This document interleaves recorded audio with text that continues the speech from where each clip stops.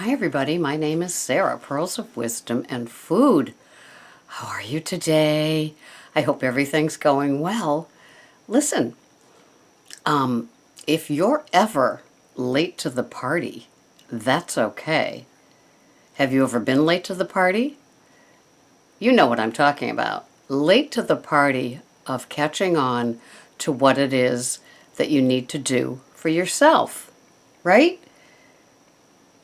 I'm definitely a late bloomer.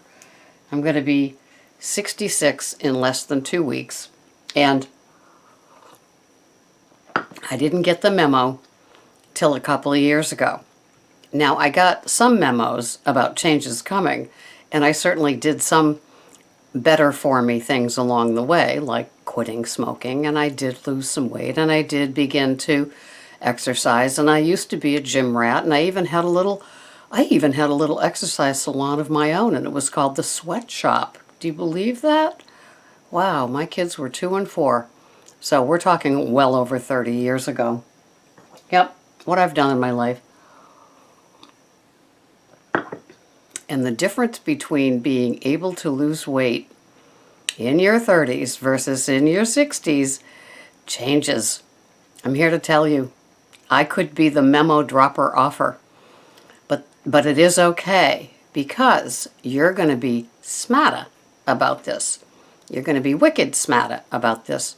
So when you are in your 50s and 60s, you will say, oh, I know how to do this because I've been doing it for the last days, weeks, months, years, decades. And so that's good. You don't have to be late to the party. But the party doesn't shut the door. You can still come on into the party if it's later in life for you. It's okay. I'm doing it, and so can you. It's fun. It's there's a greater appreciation of things, at least for me, being older. And, sometimes there's that, and making it this far, those jokes that some people say, if I'd known I was going to live this long, I would have taken better care of myself. Well, now is the time. Now is the time, whether you're in your 20s, whether you're in your 30s, 40s, and so forth, whether you're still having babies, done having babies, had them so long ago, you're wondering why I'm even talking about it, babies, right? We all have our stages, especially as women, where we go along and we begin to, understand more things about our very own body. And it takes a while, but we have so much at our fingertips now, between the internet and all the publications that are out and all the great magazines, all the different places that we can learn how to take care of ourselves. When I look back at what we had for information, I guess what we didn't know didn't hurt us, right? I guess there's more watchdogs looking out for us. As I was preparing my bulletproof coffee just now, I was listening to Coast to Coast overnight talk radio, and they had a man on talking about our water supply, and he said, eventually wars will be fought over water, not oil, water. And how do we go about keeping our water clean? And it's very interesting because it is amazing when you can have a glass of water and it's clear and you can see through it when you think of the world and the pollutants in it, right? And here we are, like, saying, do we spend $3.99 for 4.4 ounces of blackberries? Are we crazy? Thank God for BJ's for a few things. They've got the 3 heads of romaine for $2.79.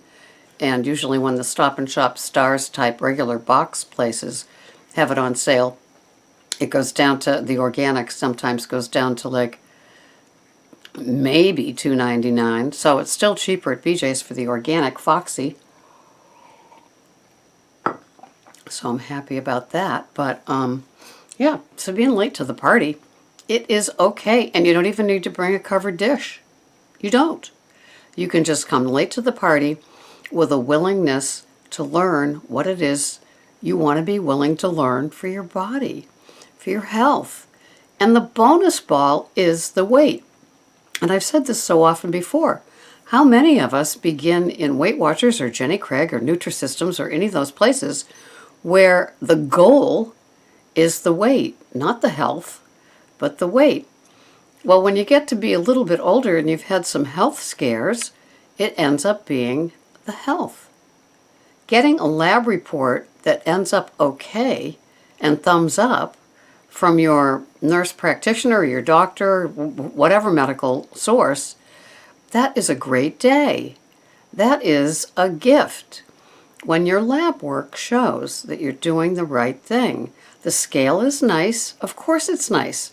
Basically, don't we all want to lose weight or maintain weight? Of course, that is why we're here. But getting healthy with it is where my philosophy and heart lies. You know, it's the sure, you can be healthy eating 100-calorie snack packs. I mean, not healthy. You can lose weight having low-fat yogurt and low-fat milk and no butter and you know, a lot of fruits and veggies, sure, if it's better than what you were doing before. But is it healthier than what it was before? And that is what we uncover here, how we can do all of that. You know, I didn't know what maca powder was and what benefits it had. I didn't until I was watching Healthy Pursuit, or Healthful Pursuit. Anyway, it's Leanne, the nutritionist from Canada, and she showed it in her chili latte, her chili rocket latte, and it was like, oh, that was delicious, and it's all spicy, and so it's not your morning coffee. It's like your I need a zing, and I'm not talking caffeine. I'm meaning with spices. And the maca was in it, and then I looked it up, and then I did a video or two about it, and it was like, wow, suddenly that's increased. Then came magnesium, so having a nice soak in my magnesium tub every morning, and then having a magnesium before I go to bed for leg cramps as well as digestion, better sleep, all kinds of things. So these are the sort of things that we integrate into our food plan, and suddenly the 100-calorie packs don't look so great. You know, suddenly we're taking the box that is so attractive to us from the front, and we're flipping it over, and we're going, huh? What are these words I can't pronounce? Would my grandmother know what this was? Would she even want to eat it? If she had a bite of it, would she say, what is this? No. My grandmother had raspberry bushes in her backyard. We would go out back and pick them. We would go to the butcher for ground beef of some sort and make a little hamburger patty. That was her like little treat. I mean, she was used to the fineries. My grandmother had a square metal tray, and in it were like little tiny containers of like her orange marmalade and her strawberry reserves and her little thing of sugar. And, you know, she ate healthy and normal. She didn't have a weight problem. We're talking the 50s and 60s, of course, before the wheat changed. And so, you know, she taught me so much. She taught me about dining. And there's another pickle here that dines as well. You know, we use cotton napkins. We use placemats. We use real plates. Yes, we have to wash it after we eat on it. But it's just like the finery of life, even if it's 3 ounces of yogurt and some cucumbers and a half a tomato and 2 ounces of fruit. I'm sitting there at the dining room table dining with my little meal. And that's my, not just late to the party, but once I get there, you know, that's how I'm going to deal with it. Food is very important to me, as is the delivery. And so those are some of the things. And I don't, you know, the mental hunger part we talk about here a lot too. And there's that 5 hours for me from like 12 to 5, when Ms. Slick, my food addict, tells me, you're hungry. You need a snack. Snacks are okay. Look at your tracker. You could have a 100-calorie snack. It's okay. It would fit in. The macros won't change that much, especially if it's got lots of fat in it. Go ahead. Have a tablespoon of nut butter. You can do it. I'm giving you permission. Well, for me, once the mental hunger is satisfied with eating something that I'm not hungry for, really, then my addict wins. My addict is doing cartwheels, and my addict can go up to the scorecard and score again. And then I have that feeling that, like, ugh, it beat me again. I don't want to be beat again. I want to cruise through 12 to 5 without thinking that I'm going to need something else, without caving into that.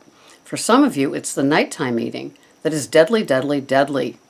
And if you don't think so, give it up for 1 week and see if you are addicted to nighttime eating. I don't think it has anything to do with hunger.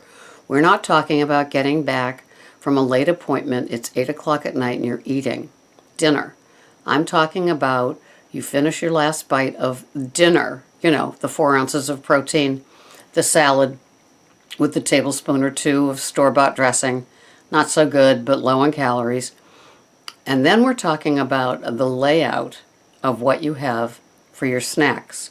If you're saving all your smart points for something after dinner, it's not really because you're hungry, I don't think.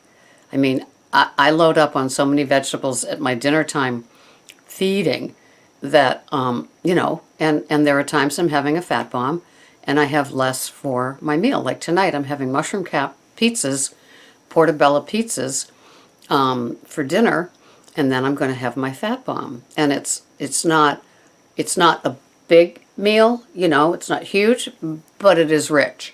And so that is satisfying. But I don't load up and do nighttime eating. For me, it's a dangerous, dangerous pathway to a neighborhood that had me hostage for decades. And nighttime eating may not be in your best interest either.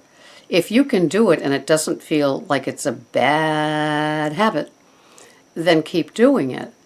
But if you're doing it and you're wishing you didn't and you're knowing it might not be good for you, your body needs time to digest everything. And so one of the gurus that I listen to says if you're having your treat, your dessert, have it, keep eating. Have your meal, have your dinner, and then keep going. Don't go another couple of hours. Let your body get all it's going to get as far as food, and then work on the digestion part.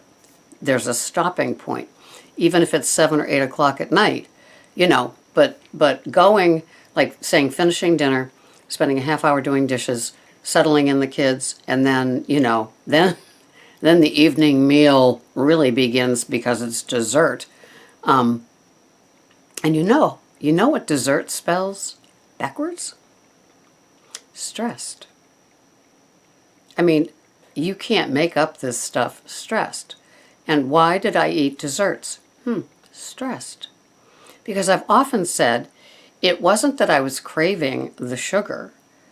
It wasn't because of other reasons. It was because I'm stressed. I'm a stress eater. And so at the end of the day, undoing the stress of the day would be dessert. And that's how I would treat it. And it was, I just remember, and I don't even want to trigger people with what I ate, but I would be thinking about it all day, that no matter what happens at my job, you can't hurt me anymore because I'm going to go home and have dessert. I'm going to have it. And I'm thinking about it.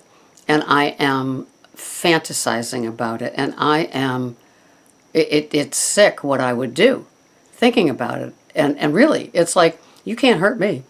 I'm having dessert when I get home. And I would. And the desserts got bigger. And the desserts got more often. And desserts got daily. And the desserts made me fat. So, anyway, the reason we're here today is talking about late to the party. And my late to the party was right smack through into my mid-60s with thinking that I could get away with doing things that I really wasn't even getting away with in my 30s, but my metabolism was still in my 30s. So, there was a little bit in favor of that. Today, I couldn't do what I did back then and expect to stay where I am today weight-wise. So, pay attention. You can come late to the party. There's still trainings going on all the time. You can get what you need. You can have the scale move, make better, healthier choices, and be part of the pickle jar with us.